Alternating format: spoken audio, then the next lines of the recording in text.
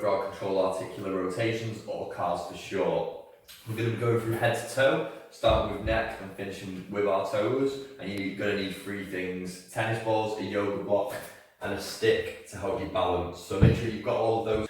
So we're going to be starting with our neck, and we're going to be doing most of our CARs today standing.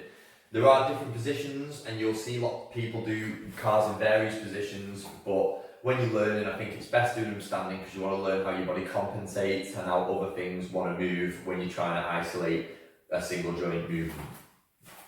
So standing, feet shoulder width apart, watch out with your legs.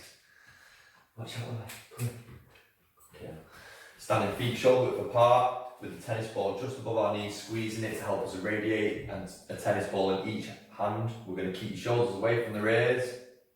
We're going to start with your head up high, and then we're going to flex the chin into the chest and start by rotating the chin to the shoulder, side bend, extend, rotate across, side bend on that side, and then draw your chin back round to the starting position, and we'll tick-tock, so we'll do one in each direction. Rotate, side bend, extend, rotate, side bend, and draw your chin back round. That's one. Again, we want to be irradiated, so your feet firmly planted into the floor, yoga block squeezed, a good core brace, and before we start, take a deep breath in, send some of that air down into your belly and create that tension throughout your body, so there's lots of stillness, and we can focus on making sure that when I'm doing the neck, it is a single joint movement and other things aren't moving about. Okay, so deep breath in, exhale and irradiate, chin to your chest. We're going to start by rotating, side bend, extend, rotate across, side bend on that side, and then draw your chin round to the starting position. And we're going to continue by rotating in the same direction. Extend, rotate, side bend, and then draw your chin back round. One more, rotate, slower and expand it. Side bend, extend, rotate, side bend on that side, drawing your chin back round to starting position. Make sure you're still in a good solid straight position. You've not turned your body or compensated in one way or another, and we're going to go the other way 3 times. So deep breath in and irradiate, chin to your chest, rotate, try to expand this circle now, side bend, extend, rotate, side bend, drawing your chin back round and continue that rotation, side bend, extend, rotate across, side bend on that side, draw your chin round, and we'll do one more rep. Rotate, side bend, extend, rotate, side bend, and then draw your chin round. Right, so I'm just going to turn to the side, do a couple reps there, and then we're going to do off thoracic. So same thing again, I'm just going to tick-tock and do one in each direction twice.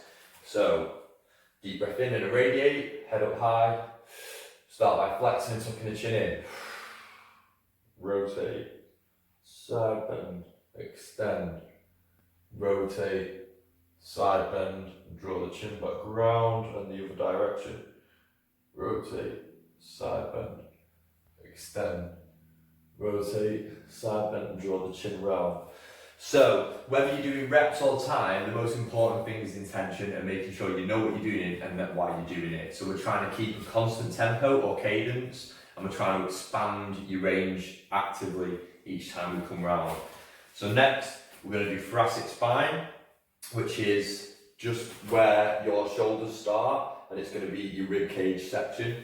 So there's not as much extension and flexion in your thoracic as you're going to get with your cervical or neck and lumbar or your lower back. So it's really important that we focus on staying nice and irradiated and watching out for small compensations like your shoulder blades moving and your shoulders moving about.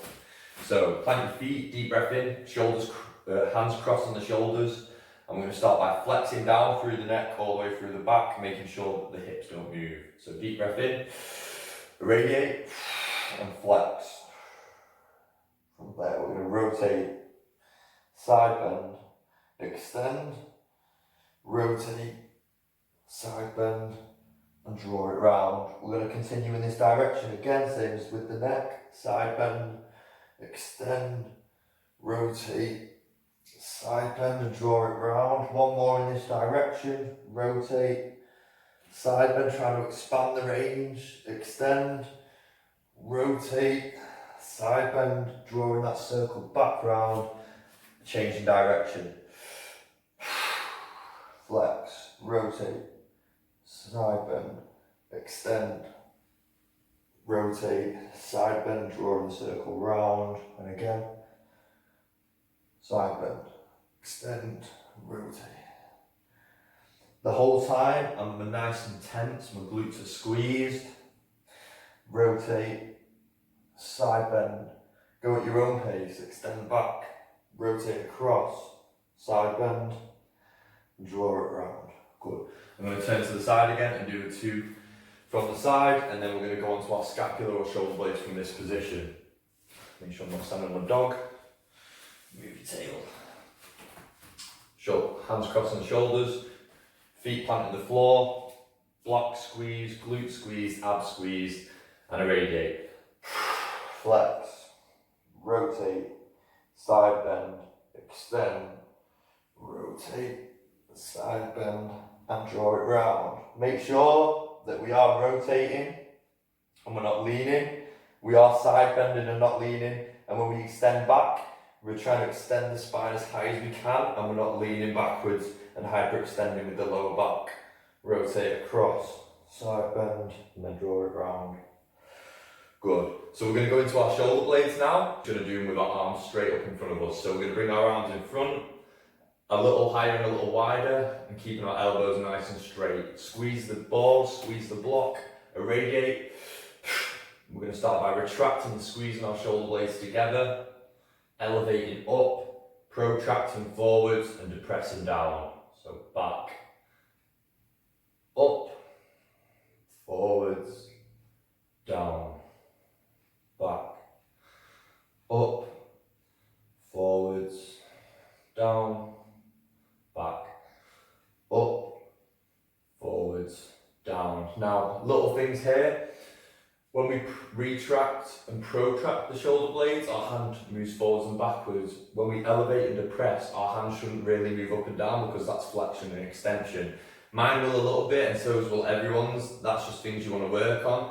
Me, myself, I have a lot of problems with my shoulders, so one of the hardest things is controlling the shoulder blade, so I have to put a lot of focus into it, and I have to really squeeze the tennis balls and keep my elbows nice and straight. So then we went back, up, forwards, down. We're going to change direction, and we're going to go forwards, up, back, down, forwards, up, back, down, forwards, up, back, down. So if you are struggling still, sometimes I like to hold the stick, and I can really try and almost imagine that I'm trying to bend the stick. That's going to help keep my elbows straight, my wrist straight, and make sure that when I do the movement, it's coming from my shoulder blades and not other things and parts of my arms and other parts of my body compensating. Okay, so I'm just going to do a couple reps with my hand by my side now, which you can do also. We'll do singles, so we'll put one hand behind your back, squeeze the tennis ball. We're going to try to keep your hand in line with the seam of your pants. So again, when we protract and retract, our hands should move forwards and backwards, but when we elevate and depress, our hands should move up and down. So we want it to look a little like this. Irradiate, back, up, forwards, down, back, up, forwards, down, back, up, forwards, down, and the other way, forwards, up, back, and down, forwards, up, back, and down.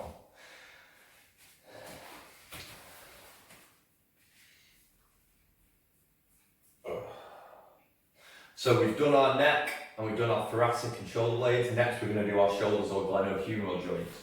So same for everything else, we want the lower body nice and still and irradiated, so we're going to plant the feet into the floor, toes spread and squeeze, feet grab the floor.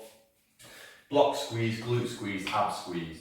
So for shoulders, we're going to start by doing one at a time. One hand's going to squeeze the tennis ball. The other hand, we can do whatever. You can make a fist, hand up, or you can keep hold of your tennis ball. We're going to start by flexing up.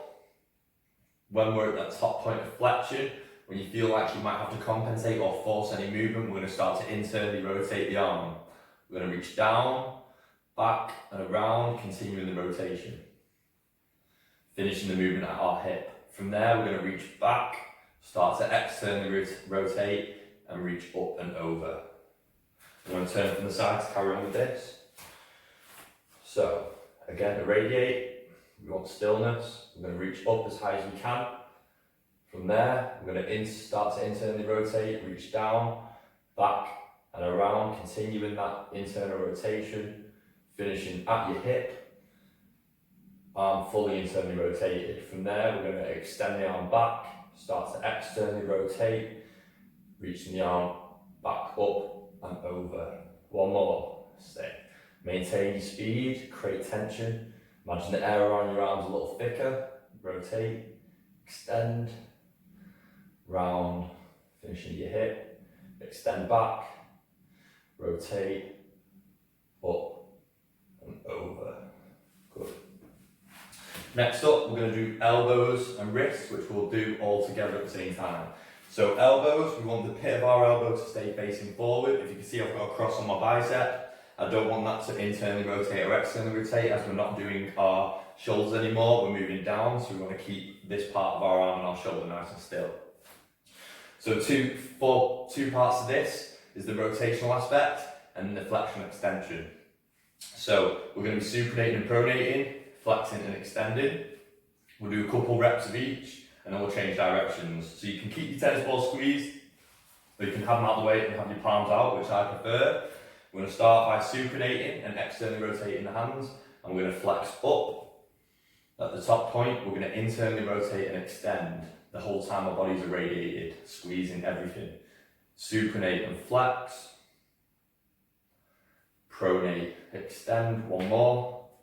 Supinate, externally rotate and flex. Palms of the hands should be pointing to the outsides of the shoulders, and then we're going to maintain that position and go into extension. At the bottom, we're going to pronate, palms facing down as we flex back up. Supinate, extend, we'll do 2 more reps like this. Pronate, flex. Supinate, extend. Good. Next up, wrist. We're going to come to a 90-degree angle, so elbows bent to 90 degrees. Imagine you're holding a tray or something. And we're going to maintain this position the whole time. So we're going to start by pinkies coming in, extend, rotate, and then flex. Imagine that you're drawing a big circle with your index finger. You're trying to keep that circle nice and smooth, maybe even expanding a little bit as you go. 3 reps in each direction. Make sure other parts of your body aren't moving about. Squeeze the block, squeeze your core. Change direction if you've not already. Pinkies in, flex, thumbs out and extend. Pinkies in, flex, thumbs out and extend. Good. Next up, we're going to go on to all fours into quadruped, and we're going to be doing our segmental cat-cow, focusing on the lumbar spine, although we will still get movement through our thoracic and cervical spine.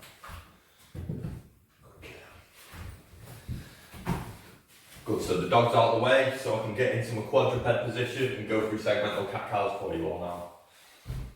So, I'm on my hands and my knees.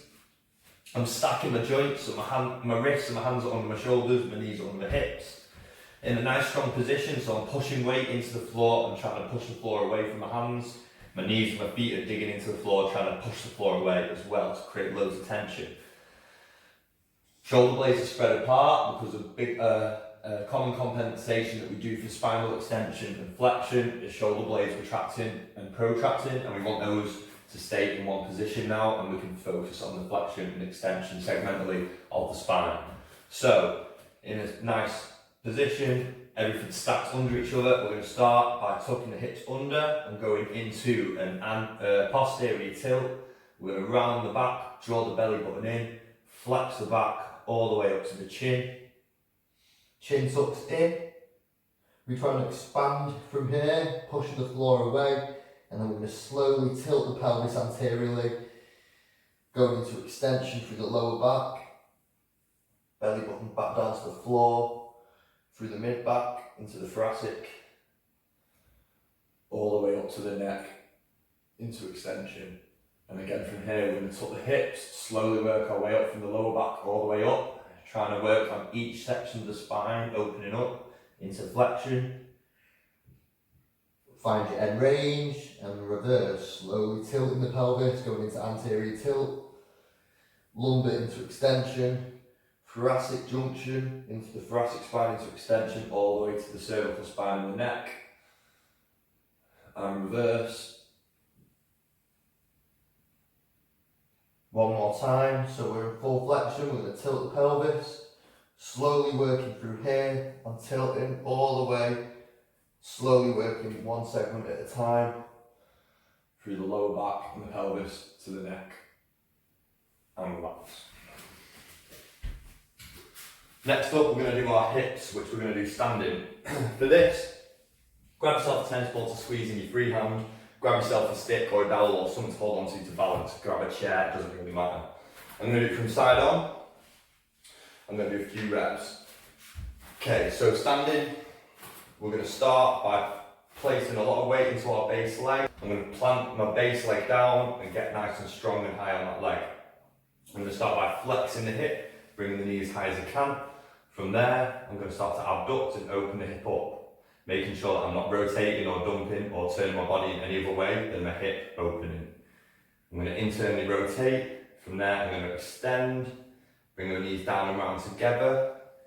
Then I'm going to extend the hip back, abduct out, externally rotate and bring it back round. And again, we're going to flex up as high as we can. Abduct out, squeezing the glute, open the hip. Keeping my knee at the same point as I start to internally rotate and extend. Bring my knees back together and we're going to extend back. Bring the knee out, externally rotate, bring it back in to the start position. One more time, we're going to flex up as high as we can. Abduct, bring the hip out, internally rotate and extend. Adduct, bringing the hips and knees back in together, and one more time, back out. Abduct, externally rotate, and abduct back in. Good.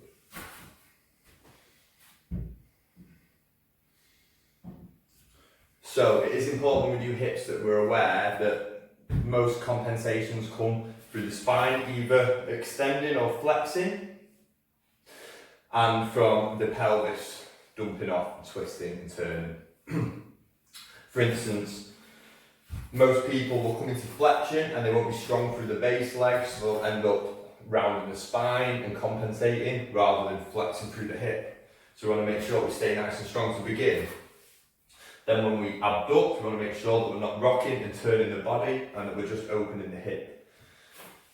From there, when we internally rotate, a common thing that I see is people extending the lower back and extending through the lumbar spine and going into quite a big anterior tilt of the pelvis. We want to keep the pelvis still, so we're going to flex, abduct, internally rotate, but we're just rotating the hip, then extend back and round.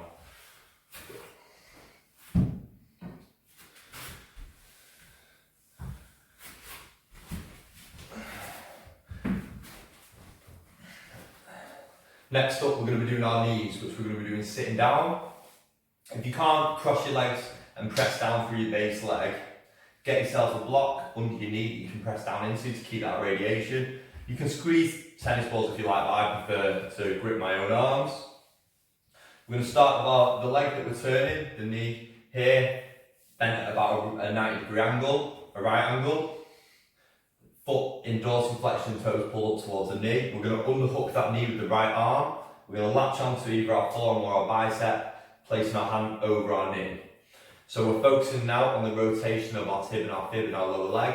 So we're going to externally rotate and start to extend. Internally rotate and flex. Externally rotate and extend. Internally rotate and flex. Now remember to stay radiated. I'm pressing down through this leg. I've taken a deep breath in before I start and tense the rest of my body, channeling all of my focus and my energy into this single joint movement. So I'm latching on, deep breath in, irradiate, externally rotate and extend, internally rotate and flex, externally rotate and extend. The whole time that I'm extending, I'm trying to rotate more, internally rotate and flex, making sure that the hip doesn't move, externally rotate and extend, internally rotate and flex. And we're going to reverse. We're going to stay internally rotated. We're going to extend up, rotate out, and flex, in, up. Ankles, we can either stay in the same position, in this underhook position, and just hold on to the front of the shin while we draw the circle, or you can just straighten your leg out, holding it with a little bit of hip flexion and draw the biggest. I prefer this because I like to consciously control my leg to make sure that I'm not rotating and to keep it locked out, so I can really focus on the ankle moving and not the rest of my leg. But you can stay in this position if you like to, which we'll do for now. So you're going to grab your leg, make sure that your hip doesn't move anymore, and you're going to start to draw the biggest circle you can with your big toe. So we're going to rotate and extend the ankle, rotate and flex, rotate down, rotate up. We'll do a couple in each direction and then change. Make sure you focus on any jumpy bits, try and smooth them over. Don't worry about going back to it, just come back around. And to finish as promised, we're going to do our toes. So just stand up, make sure that our ankles don't fall in or rock out too much. We're going to stay planted and nice and neutral. I'm not great with these myself, but I'm getting better. So we're going to start by spreading the toes and gripping down through the foot, nice and planted. We're going to start by lifting the big toe up and down. Big toes up and down, up, down, one more, up and hold them up. Try and pin your other toes down into the floor harder. Try and lift your big toes up higher. Try not to compensate by moving other things in your body. And down. Keep your big toes down now and out 4 up. And down. As you can see, my ankles want to roll in, my arches want to flatten out, so I'm going to really focus on keeping them nice and strong. And up and down, out 4 up, down, one more, up. Try and get them up a little higher, try and pin your big toes down. 3, 2, 1, good. All 5 up, big toes down on their own. And up, down, down, up. And now we're going to spread our toes out, and from our little toe we're going to piano key our way in. So piano key and roll into your big toe, back up, piano key in, up, piano key in, up. Really try to spread the big toes out, and piano key in, one more, up and in. And that's it.